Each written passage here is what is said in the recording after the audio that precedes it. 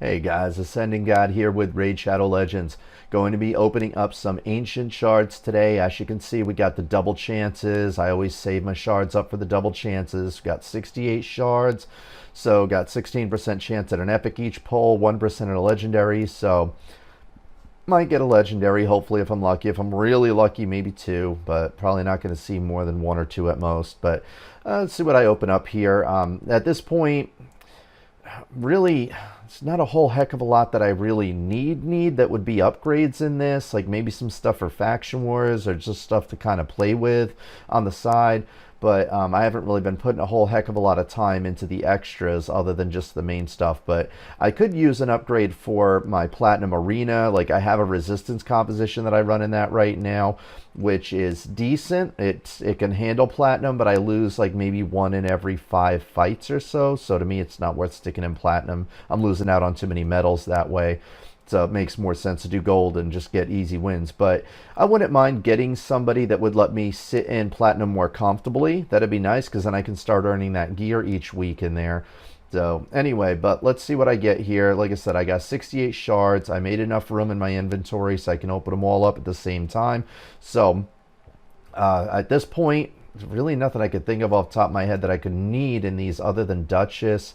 I think Madame Ceres, I think she's not, I don't think she's void, so I think I might be able to get her too, but we'll see what I get. I mean, there's maybe a couple of other ones that I'm not thinking of that might be decent too, like somebody with an AoE HP burn might be nice to work with Tormund, but at this point with the champions that I have, the only thing I can think of off the top of my head that'd be like a good pull would be Duchess. But let me start pulling these open though and see what I get here, so wish me luck, guys.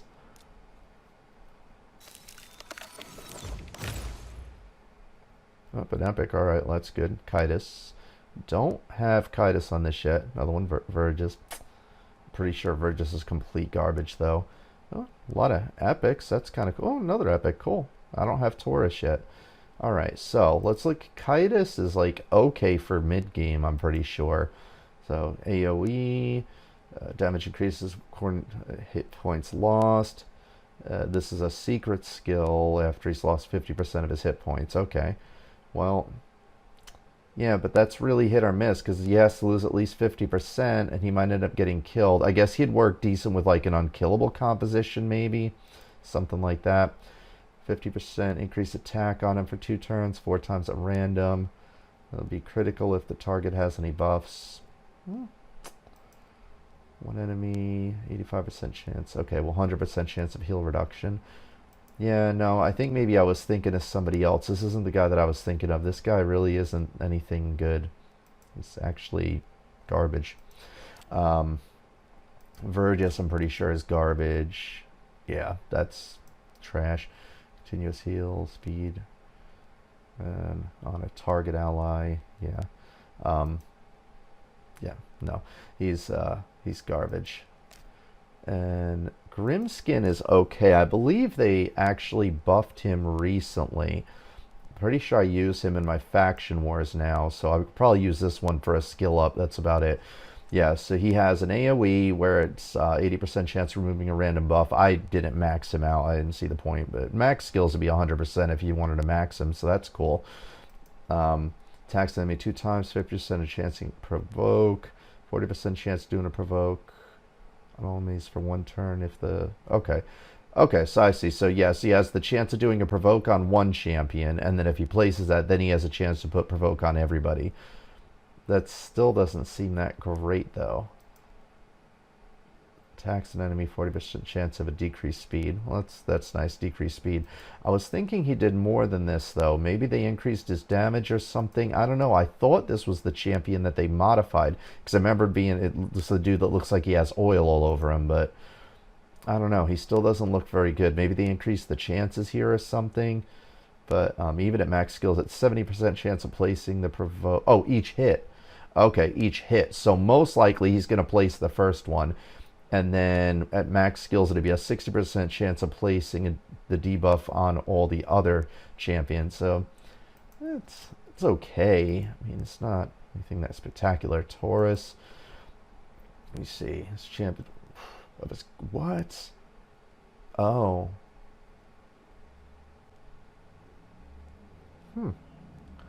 That's interesting. So he brings himself down to 1% of his hit points, puts an unkillable on him so he doesn't completely die, and then 80% chance, at max skills, 100% chance of doing 3 poisons on all enemies. It's interesting. Definitely want him to run with a healer, though, or else he's going to get himself killed, especially on auto. This guy would not be good on auto. Attacks an enemy, 50% chance of placing a weaken. One enemy, 20% poison. See, I don't know. He would maybe be okay for mid-game. I mean, that A3 is interesting. I've never seen anything like that, but I don't know. Nothing that spectacular. Nothing in any of that I'm going to use. Steel Skull. Let's see, I could use Skull Crusher, but of course, since I already have Steel Skull, I get him over and over and over again. Warbane is actually a really good mid-game champion. She can even make it into like Gold 4 because she has this AoE where it's at max skills, it's 100% chance of placing a decreased defense on everybody, which is really nice. I mean, that amplifies your damage immensely, which is really good. And then there's this increased attack and poison. She like I said, she's really good for the like mid-game or high mid-game kind of arena compositions because of that AoE defense down. It amplifies the damage of all your other champions so much. Steel Skull I already have. I don't really use Steel Skull in much of anything anymore. Steel Skull is decent, though. It's just I have Bad Alcazar, which replaced him. But he has this increased defense buff, heals allies, debuff removal, heals them, poisons on his A1. He's really good for clan boss. It's just I got Bad Alcazar, who's better. But I was kind of surprised. Like, Steel Skull's almost good as Bad Alcazar. The upgrade was not that huge when I upgraded to Bad L. He's better. He's definitely better than Steel Skull, but not by a huge amount. But anyway, got a couple others that are okay here. Like, Kale is okay. Kale is a decent, like, mid-game. He has a really strong AoE attack. Nothing else in here that's anything that spectacular. Ator is just nothing very good. He works okay with Kalia because he gets, like, I think it's healing when he's what does he get with her? Oh no, the passive. He gets his passive where he's immune to stun, freeze, and sleep with her.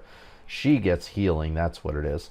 But yeah, he's not anything that great. He has this, like, provoke here he can do, provoke there, and then gets a counterattack when he's hit with a critical hit. He's okay. I mean, because he gets that counterattack, he's defense-based. He's okay, but he's not anything that I'll be using. I don't even use him for the Barbarians. He's just not good enough. I have so many other champions that are better than him. Elhain is another good mid-game champion. She's a pretty hard hitter.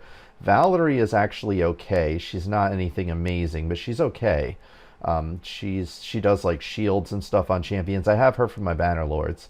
Let me see, another Elhain, tons of Elhains apparently.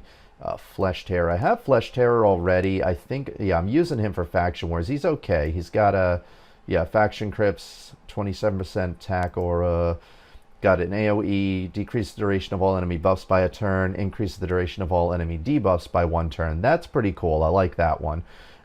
It can come in handy with the right type of composition, but this is one of those guys where it really depends on what the rest of your composition is, how valuable he is. Heals all allies by 30% of their max hit points, increase the duration of all ally buffs by a turn. That's really nice too. 30% heal. With the max skills, it's actually 50%. That's pretty powerful. And then it increases all the duration of ally buffs by a turn as well. So that, again, can work with a really good with the right composition, I should say. Not a really good composition, but the right composition with lots of buffs. Attacks an enemy, 40% chance of transferring a random debuff from this champion to the target. Interesting skill, but how often would that actually happen? Probably not a whole lot in most battles, so not looking too good here so far. Oh, Bogwalker. Bogwalker, in case you don't know, Bogwalker is also another decent mid-game champion for Clan Boss for attack down. You really want to attack down for the boss, so he comes in really useful. And of course, now that I've gotten Jarrig, I'm going to keep getting duplicates of him as well. Galcut I already have. Jarrig is He's a good higher end attack down champion. He's got a continuous heal buff whenever he loses 20% of his max hit points. He's got this ally protection, increased defense on everybody, and then he has the chance to do the decrease attack. So he's a pretty decent clan boss attack down champion. I think he's not that great because, yeah, because even at max skills, this is, what is it, 60% chance of placing it. So it can fall off the boss with him. You got to be careful with him. Overall, he's a nice champion. It's just when it comes to attack down on the boss, he's not completely reliable. Galcut here, I think Galcut's another one that they modified where they decrease like how long it takes. Like I think these used to take 3 turns and now they take 2. Galcut's still not that great in my opinion though. Bombs are nice because they completely ignore defense. But it takes 2 turns for these to detonate. So a lot of times, like in fights, the enemies are either all dead, or if I'm having to wait 2 turns, it's giving them 2 turns to be able to attack. That's not good. So anyway, but yeah, it's an AoE, does bombs. This here, this is really not that great. It doesn't hit very hard even on the first champion that you target, but then the damage decreases by 25% after each hit. So he hits everybody, but it doesn't hit that hard even on the main target. And then, let me see, attacks enemy 2 times, chance to decrease defense. That's nice. I mean, the decreased defense is nice, but yeah, overall, I use Galcut for Faction Wars just because I don't have anything that spectacular for my, what are they, Skinwalker or Ogren? No, I think that's Ogren. But, he's not anything that spectacular. Jeez, looking like I may not get a legendary here. Zargala, of course, now that I have Zargala, getting duplicates of her. Zargala is another one that's really good. She's like good, like high, mid-game kind of champion. She has this where she hits all enemies 3 times after the first hit. At max skill, 75% chance of placing a 60% decreased defense. This A1 here attacks an enemy. If it does kill a champion, it instantly activates her A3 again. That can be brutal because, like, say if you have her in arena and she kills somebody with the A2, she's going to do the A3 immediately, and then in the next turn she would have her A3 again because this automatically triggers it. So it's crazy. And then she has this weaken too for a target, which is pretty decent. But overall, she's a heavy hitter too. Her damage increases amazingly. So yeah, she's pretty good. I mean, I have her in my orcs for Faction Wars. I'm not using her for anything else. She doesn't make the cut for my arena, not even close to making it to that cut. Juliana, I think Juliana's okay. Again, nothing here that I actually need. Is that it? Really? Oh wow, this was a real disappointment here. All right, so she attacks an enemy, removes a random buff, 75% chance of placing an HP burn debuff. So that's cool. Though, I mean, at max skills, it's 100% chance of placing it, but it's 5-turn cooldown. That's pretty brutal. 30% increase crit rate. Attacks an enemy, poison if it's critical. She really needs Romero to be decent. I do have Romero though. I don't know if she's worth it though, just for that. That's all she does. I'll have to see what he does in conjunction with her. Because my Sacred Order is one of my stronger compositions. The thing is I have champions in it that are so strong that I don't think she would make it. Let me see. Each critical, well, so I'd want 100% crit rate on her, but that would make her go through her turns quicker. See, I don't know. I mean, I like the HP. Well, it's an HP burn for 3 turns, 5-turn cooldown. So it's, I mean, I guess she's okay. She needs 100% crit. I don't know. I don't see her making it to my composition. She doesn't bring enough. Of course you want to sell me stuff. I have 0 interest in buying anything after how horrible these pulls have been. Well, got 8 more, so I guess I'm doing them one by one since I don't have a full 10. Garbage. Yeah, Magus is, no. Not even going to look at her because she's just, no. Executioner. Executioner's another one that's a really good mid-game champion. He's got This here, where he does a counterattack on himself with increased defense, it counterattacks everybody. This AoE that can hit pretty hard, decreases speed, decreases turn meters. This here has a chance to stun. He's not amazing, but again, for mid-game, he's decent.